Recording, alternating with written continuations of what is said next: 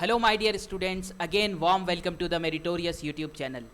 Second video chemistry की आ चुकी है, जिसमें हम इलेक्ट्रोकेमिस्ट्री की बात करने वाले हैं। इसके पहले वाली वीडियो में हमने सॉल्यूशन चैप्टर के पिछले 12 साल के क्वेश्चंस को एनालाइज किया था और ऑब्जेक्टिव्स को। इस वीडियो में हम इलेक्ट्रोकेमिस्ट्री के पिछले 12 साल के ऑब्जेक्टिव्स प्लस सब्जेक्टिव क्वेश्चंस को जो है एनालाइज करने वाले हैं। तो आप इस वीडियो को पूरा देखें ताकि आपको पता लगे कि आप अगर पिछले 5 साल के पेपर करके जाते हैं तो कितने आने के चांसेस हैं क्वेश्चंस, अगर 10 साल के कर लेते हैं तो कितने चांसेस होते हैं। ये सारी चीज़ें हमें पता लग जाएगी और इम्पॉर्टेंट क्वेश्चंस काफ़ी हद तक हमारे सामने आ जाएंगे। तो चलिए बिना किसी तरीके हम स्टार्ट करते हैं। अगर 2023 की हम बात करते हैं तो इसमें ब्लूप्रिंट में आप लोगों को बता देता हूँ। इसमें 2 आपको ऑब्जेक्टिव्स इस चैप्टर में से देखने के लिए मिलेंगे। एक वेरी शॉर्ट आंसर 2 मार्क्स का और एक 5 मार्क्स का लॉन्ग आंसर देखने के लिए मिलेगा। मतलब ये बहुत इंपॉर्टेंट चैप्टर हो जाता है, क्योंकि पूरे पेपर में आप लोगों को इस बार 2 लॉन्ग आंसर देखने के लिए मिलेंगे, 5 मार्क्स के सिर्फ 2 ही, जिसमें से एक तो इस चैप्टर में से ही आ जाएगा और वेरी शॉर्ट तो आ ही रहा है इस चैप्टर में से। मैं आप लोगों को बताऊंगा वेरी शॉर्ट कौन सा आ सकता है, किस तरह का आ सकता है, और ऑब्जेक्टिव भी हम एनालाइज करने वाले हैं, क्योंकि 2 ऑब्जेक्टिव आने वाले हैं, कम नहीं है।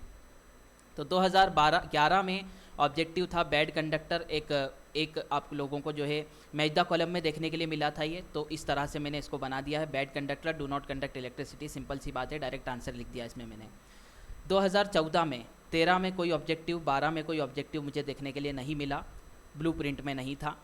तो process of rusting of iron is called oxidisation, reduction, ये कोरोजन और पॉलीमराइजेशन, ये एक जो है चूज़ द करेक्ट था। सेल कांस्टेंट इज़, ये भी चूज़ द करेक्ट है, 4 ऑप्शन है इसके अंदर। Unit of cell constant is, ये भी चूज़ द करेक्ट है, इसमें 4 ऑप्शन है, पहला, दूसरा, तीसरा और चौथा। In lead storage cell dash works as electrolyte, ये एक फिल इन द ब्लैंक्स आप लोगों को देखने के लिए मिला था 2018 में। 17 में, 14, 15, 16 में आप लोगों को कोई क्वेश्चन नहीं मिला, मुझे नहीं मिला, मतलब ब्लूप्रिंट में नहीं होगा, चेंज होती रहती है हर साल, या फिर हर 2-3 साल में ब्लूप्रिंट्स एमपी बोर्ड की। उसके बाद अगर हम बात करें 2018 में, ये मैंने आप लोगों को बता दिया। 2019 में जो है आप लोगों को ऑब्जेक्टिव देखने के लिए मिला था, dash is the reason for the electrical conductance of sodium chloride in molten state. और 2020 और 21 में भी ऑब्जेक्टिव इसकी ब्लूप्रिंट में नहीं थे, लेकिन 2022 में 2 ऑब्जेक्टिव्स आने वाले हैं।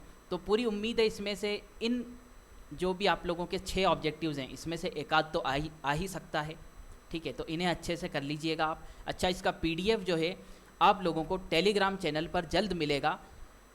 जो जैसे ही आप लोगों का यानी कि मतलब पूरे 10 चैप्टर्स के मैं PDF बना लूँगा तो एक साथ मैं सेंड कर दूंगा, और आप खुद बताइए कि आपको एक साथ चाहिए या फिर इंडिविजुअल चैप्टर्स के चाहिए, तो वो भी हम प्रिपेयर करके जल्द आप लोगों को टेलीग्राम चैनल पे दे देंगे, जिसका लिंक आपको डिस्क्रिप्शन में मिल जाएगा।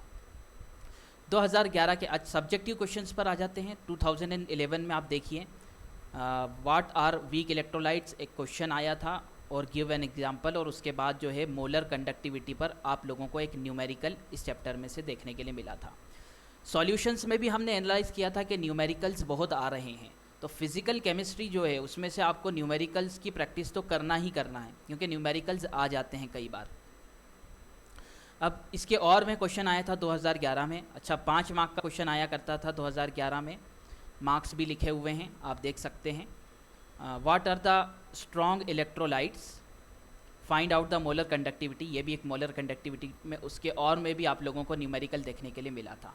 तो आप देखते जाइए किस कंसेप्ट पर आप लोगों को न्यूमेरिकल ज़्यादा देखने के लिए मिल रहे हैं, उनकी प्रैक्टिस आप कर लीजिए, और कम से कम पिछले 12 साल के जो क्वेश्चंस हैं, जो न्यूमेरिकल्स हैं, उनकी तो प्रैक्टिस कर ही लीजिए, अगर ज़्यादा प्रैक्टिस नहीं कर पा रहे हैं आप तो।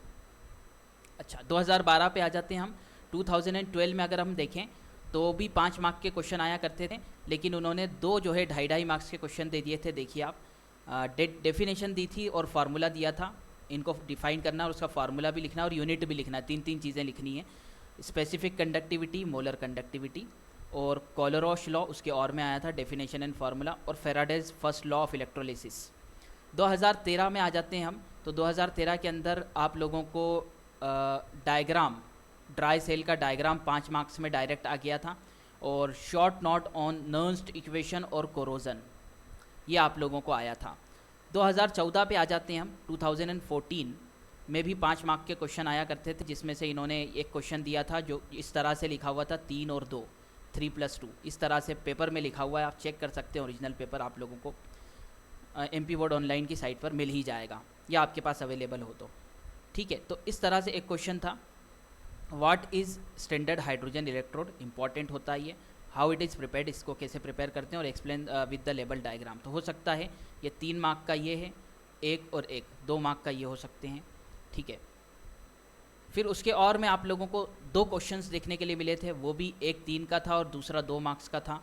तो 3 मार्क्स में आपको स्पेसिफिक कंडक्टिविटी की डेफिनेशन देखिए रिपीट हो चुका है, ये स्पेसिफिक कंडक्टिविटी की डेफिनेशन, इसका रिलेशन है ना, रिलेशन विथ स्पेसिफिक रेजिस्टेंस। क्या रिलेशन होता है, सिंपल सा रिलेशन होता है, मतलब 1 specific resistance is equal to specific conductance होता है। इसकी यूनिट क्या होती है, और ओम्स लॉ, ये क्वेश्चन आया था। अब 2015 का साल देखते हैं कि हम अगर 2011 से 14 तक देखें तो 15 में कितना रिपीट हो रहा है, ये हमें अंदाज़ा हो जाएगा 2015 के क्वेश्चन से। देखिए कोलरोश लॉ ये रिपीटेड है, आई होप ये आया था, ठीक है, हाँ आया था, 2012 में आया था, रिपीटेड क्वेश्चन है ये। Explain its 2 applications of Kohlrausch law, 1+4 का आया था ये, तो 1 मार्क का ये हो गया, और 2 मार्क्स की जो है 2 एप्लीकेशंस हो गई, मतलब 2 मार्क्स की 2 एप्लीकेशंस हो गई, यानी 4 मार्क्स की एप्लीकेशंस। तो इस तरह से जो है 5 मार्क्स का क्वेश्चन आया था। एक्सप्लेन कोरोजन, अब इसको देखते हैं क्या रिपीट हुआ था, ये कोरोजन के बारे में आया था। हाँ, कोरोजन के बारे में मुझे क्वेश्चन देखने के लिए, हाँ ये रहा, देखिए 2013 के अंदर अगर आप देखेंगे तो कोरोजन पे क्वेश्चन आया था, उसका रिपीटेशन ही देखने के लिए मिला एक तरह से है, लेकिन उसको थोड़ा सा एडवांस लेवल में डेफिनेशन, इसके 2 फैक्टर अफेक्टिंग और प्रिवेंशन ऑफ कोरोजन देखने के लिए हमें मिला। अब 2016 का पेपर आप बहुत अच्छे से देखें, क्योंकि 2016 में हमें पता लग जाएगा कि 2011 से लेकर तो 15 तक के क्वेश्चन अगर कोई कर लेता, यानी 5 साल के, कहते हैं ना 5 साल के क्वेश्चन प्रीवियस ईयर कर लेना चाहिए, 10 साल के कर लेना चाहिए, तो 5 साल के अगर कोई क्वेश्चन करके जाता तो 2016 में उसको कितना फ़ायदा होता या कितना नहीं होता, ये पता लगेगा हमें। तो देखिए एक न्यूमेरिकल आया है, और न्यूमेरिकल आया है find out the electrochemical equivalent, मतलब बिल्कुल एक तरह से नया ही क्वेश्चन बोल सकते हैं अपन। ठीक है, उसके और में अगर हम देखें, what do you understand by corrosion, तो देखिए या तो और वाल के ऊपर वाला आ जाए या और के नीचे वाला आ जाए, हमारा तो फ़ायदा है ही, क्योंकि हमें जो भी आता है हम उसमें जो है आंसर देंगे तो हमें मार्क्स पूरे मिलने वाले हैं। तो कोरोजन आया है, इलेक्ट्रोकेमिकल थ्योरी ऑफ कोरोजन, एक तरह से मतलब वो रिपीटेड क्वेश्चन ही है 2015 का, और right prevention any 2 of corrosion.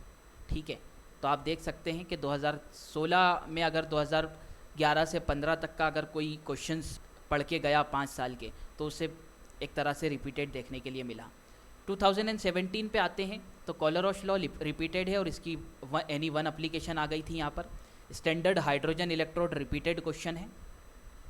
फिर हम 2018 पे आ जाते हैं, तो इक्विवेलेंट कंडक्टिविटी की डेफिनेशन और फार्मूला और यूनिट, और मोलर कंडक्टिविटी की डेफिनेशन, फार्मूला और यूनिट 2.5 मार्क्स में आई थी, यानी 5 मार्क्स में। उसके और में आया था galvanic cell, level diagram of galvanic cell, और उसकी जो है सेल रिएक्शन क्या होती है वो बताना है। 2019 पर आते हैं तो कोलरोश लॉ। अब आप देख रहे होंगे कि कोलरोश लॉ कितनी बार, मतलब हर साल आ रहा है, या फिर एक आध साल, मतलब 2 साल आ जाता है, फिर 1 साल छोड़ के फिर आ जाता है। तो कोलरोश लॉ कितना इंपॉर्टेंट है आप लोगों के लिए, और उस पर जो है आप लोग न्यूमेरिकल भी करेंगे तो बहुत अच्छी बात है। Calculate the degree of dissociation, एक न्यूमेरिकल आया है डिग्री ऑफ डिसोसिएशन पे। उसके और में अच्छा 2+3 यानी 5 मार्क्स में आया है। उसके और में सेल कांस्टेंट की डेफिनेशन, स्पेसिफिक कंडक्टिविटी और सेल कांस्टेंट में रिलेशन क्या होता है, ए वाला क्वेश्चन, और बी वाला एक न्यूमेरिकल आया है, the resistance of conductivity of cell constant, ये दिया हुआ है, और इसमें हमसे जो है व्हाट इज सेल कांस्टेंट पूछा है। 2020 पे आते हैं अगर हम, तो कोलरोश लॉ आ रहा है। देखिए 3 साल सलंग कोलरोश लॉ आया है। Right in brief 2 application of this law, simple सी बात है।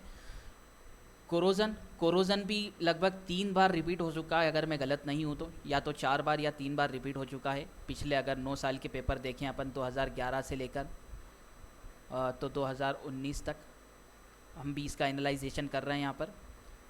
2 preventions of from the corrosion, chemical change for the for charging और and discharging of the cell storage, एक तरह से अपने को स्टोरेज सेल, एक तरह से अपने को ये नया क्वेश्चन देखने के लिए मिला है। अब 2021 साल भी हमारे लिए बहुत इंपॉर्टेंट हो जाता है, क्योंकि इससे हमें पता लगेगा कि पिछले 10 साल यानी 2011 से लेकर 2020 तक के अगर हम पेपर करके जाते, कोई बच्चा पेपर करके जाता, तो 2021 में उसे कितना फ़ायदा मिलता। तो स्टैंडर्ड हाइड्रोजन इलेक्ट्रोड, ये रिपीटेड क्वेश्चन है। स्टैंडर्ड हाइड्रोजन इलेक्ट्रोड ये आया हुआ क्वेश्चन है। अगर मैं बात करूं तो ये आया था आपका 2017 में, 17 में से रिपीटेड क्वेश्चन देखने के लिए मिला 21 में। How it is prepared, how is it prepared, पूरा के पूरा क्वेश्चन है, मतलब ऐसा नहीं है कि इसमें कुछ एक्स्ट्रा दे दिया हो, पूरा ही क्वेश्चन 2017 में से रिपीटेड आ गया है। फेराडेज लॉ ऑफ इलेक्ट्रोलिसिस, ठीक है, एक तरह से हम इसको लॉज बोल सकते हैं क्योंकि 5 मार्क्स में आया है। 2 लॉ होते हैं, 2 नियम होते हैं फेराडेज के, तो एक तरह से रिपीटेड है ये। 2011 या 12 में आया हुआ था ये क्वेश्चन। तो इन सिंपल वर्ड्स अगर हम पिछले 10 साल के पेपर निपटा कर जाते हैं और 12 साल के कर लें तो बहुत ही अच्छी बात है। हमें क्वेश्चंस एक तरह से बहुत ज़्यादा चांसेस हैं कि रिपीटेड देखने के लिए मिलेंगे। 2022 पर अगर हम आते हैं तो कोलोरोस लॉ आ रहा है। 21 में कोलोरोस लॉ नहीं था, 22 में कोलोरोस लॉ आया है। यानी एक तरह से देखा जाए तो पिछले 12 में से 6 बार, पिछले 12 साल में से 6 साल में तो कोलोरोस लॉ रिपीट हो चुका है विथ एग्जांपल, और इसकी 2 एप्लीकेशंस देनी है। और उसके बाद डेफिनेशंस आ गई है। स्पेसिफिक कंडक्टिविटी रिपीटेड है, इक्विवेलेंट कंडक्टिविटी रिपीटेड है, मोलर कंडक्टिविटी, सेल कांस्टेंट, और ये सारी चीज़ें एक तरह से 2011 से 21 तक का एक तरह से मतलब उन्होंने छोटी छोटी चीज़ें हर साल में से कुछ कुछ निकाल करके दे दी है। तो इससे हमें क्या पता चलता है कि 2023 की तैयारी कर रहे बच्चों से, मतलब एक मैं आप लोगों से ये कहना चाहूँगा एक चीज़ कि आप सिलेबस तो पूरा ही कीजिए जो आपका एमपी बोर्ड का सिलेबस है वो, उसके अलावा पिछले 10 या 12 साल के पेपर्स आप लोगों को इजीली अब मिल जाएंगे। मैं आप लोगों के लिए मेहनत कर रहा हूँ और हर चैप्टर के चैप्टर वाइज 2011 से लेकर तो 22 तक के 12 साल के पेपर्स और ऑब्जेक्टिव्स आप लोगों के लिए प्रिपेयर कर रहा हूँ। तो इस तरह की सीरीज़ को अगर आप पसंद कर रहे हैं तो वीडियो को ज़्यादा से ज़्यादा शेयर कीजिए और अपने फ्रेंड्स तक पहुँचाइए, और इसकी PDF पाने के लिए हमारा टेलीग्राम चैनल ज्वाइन कर लीजिए। Thanks for watching for this video. मिलते हैं आपसे अगले वीडियो में।